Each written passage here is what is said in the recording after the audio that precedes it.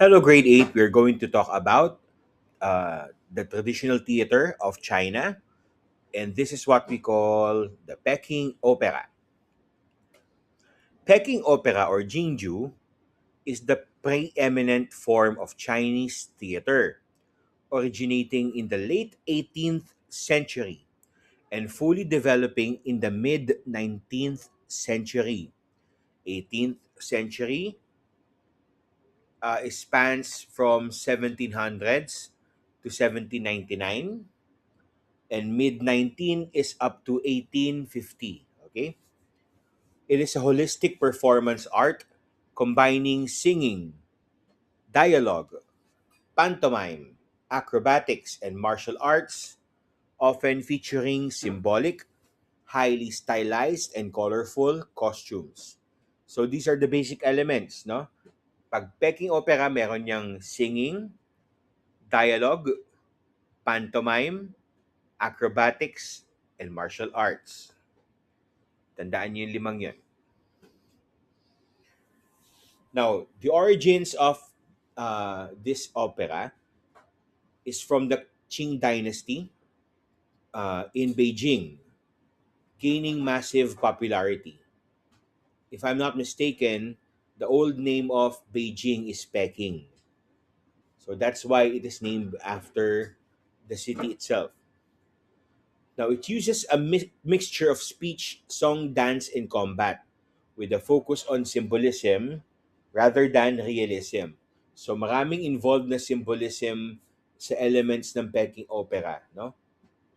We'll explain that further later. For its music, it is accompanied by a traditional orchestra utilizing string, just like the jinghu, and percussion, which is the bangu or dalwo instruments. The characters are divided into four main types: the Sheng, the Dan, the Jing, and the Cho, which we'll be discussing more later. The makeup and costumes are elaborate, symbolic, facial makeups. So the color of the makeup symbolizes the character and the attitude of the role. And costume define, well, character traits. The key themes, so ano yung mga storya na kadalasang ah, ginagawa ng Peking Opera. These are stories often revolve around historical events, love, loyalty, and justice. Now, let's talk about the roles. Kasi the names of the role, parang hindi kayo are categorized, no? Okay, let's start. The Sheng are the male roles, dignified elders or young men. So, pag sinabing Sheng, lalaki ito. Now, there are different types of Shengs. Isa-isahin natin yung nakikita nyo mga images on top of the presentation. Pag sinabing Sheng, lalaki. Anong klaseng lalaki ito? Una, Lao Sheng, ang senior male role. So, matanda ito.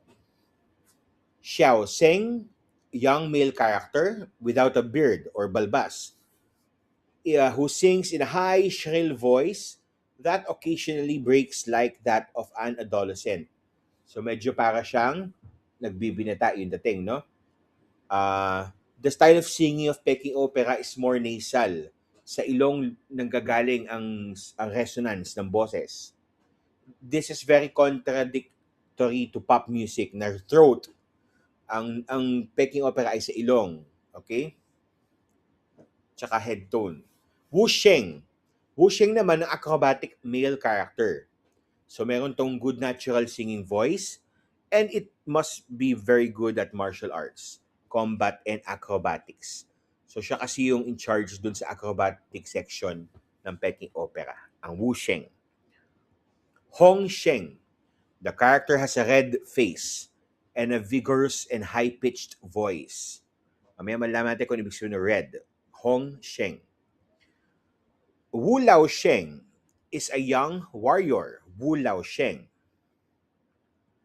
Wawa Sheng is a child Sheng role. So batang Sheng o lalaki. If Shengs are for males, the Dan are for females. So these are female roles with virtuous wives from virtuous wives to spirited girls. Okay? Just like the Sheng, may mga ibig sabihin yung mga Lao, etc. Yung mga first syllables ng pangalan ng role. So ito naman imbis sa Sheng, Dan. Okay? Any female role is referred to as a Dan, for which there are several subtypes.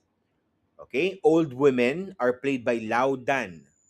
'Di ba? Ang male Lao Sheng, ito naman Lao Dan. Martial acrobatic women are Wu Dan. Young female warriors are Dao Madan. Dao Madan. Virtuous and elite women are Zheng Dan. Vivacious unmarried women are Hua Dan. Okay, and their characters are on top of the presentation. Lao Dan, Zheng Dan, Wu Dan, Dao Madan, and Hua Dan.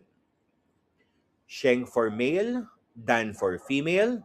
The next one is the Jing. The Jings are painted face male roles, often figures or villains. So there is a black Jing, white Jing, red, and yellow. Tingnan natin. The performer needs to be a forceful character with a strong voice and able to exaggerate gestures. There are 15 basic facial patterns, but over 1,000 specific variations of this. So ang dami pa lang variations ng mga characters na ito no, pagdating sa facial pattern or makeup. With each one being unique to a particular character. It could be a comic role, a villainous character, or a righteous person. So Jing, painted face character.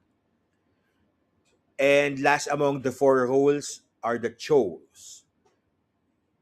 The Chos are the clowns with the white patch on the nose, representing comical or sly characters. So ang kanilang makeup ay nasa nose area lang halos. Hindi ito bang buong mukha. So it doesn't cover the whole face. Okay? In Chinese, Chou means ugly. And the idea is that a combination of the clown's ugliness and laughter can drive away evil spirits. So that's the purpose. The subtypes of this role are Wen Shao, which is a civilian role, such as merchants and jailers, and Wu Shao, which plays minor military roles. While the Xiao plays minor roles, the characters are generally a bit foolish but amusing and likable. So sila yung nagbe-break ng straight drama ng Peking Opera ang mga Xiao. Remember? And they are known for a small patch of white paint sa mukha. Because these colors represents personalities. The red color for the makeup is for loyalty. White naman is for treachery. Ang black, integrity.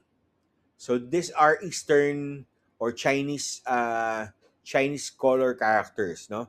Sa Western kadalasan pag sinabing red, masama, 'di ba? Hell, black, ganun din demon, sa kanila hindi. Red is for loyalty. White naman, ang white sa atin kalinisan pero sa kanila it's treachery. Black is integrity. And gold or silver is supernatural. Now, the costumes denote rank through embroidered robes, armor, and headdresses. So, depende sa burdan ng robe nila, depende rin sa armor na ginagamit, at sa sinusuot sa ulo. Malalaman mo kung ano yung rank nila sa society. Let's talk about the makeup more. The makeup is a symbolism, no? The Lian Pu. Sabi ko nga kanina, ang red ay loyalty, bravery, and uprightness. Ang black naman, integrity, ferocity, or roughness. Yung mga white, they're cunning, treachery, and suspicion. Suspicion, kaya nga siguro, and cunning. Cunning is parang, di ba, medyo maloko, ganyan, or matuso.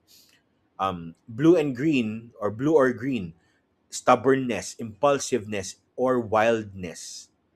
Purple, solemnity, justice, and wisdom.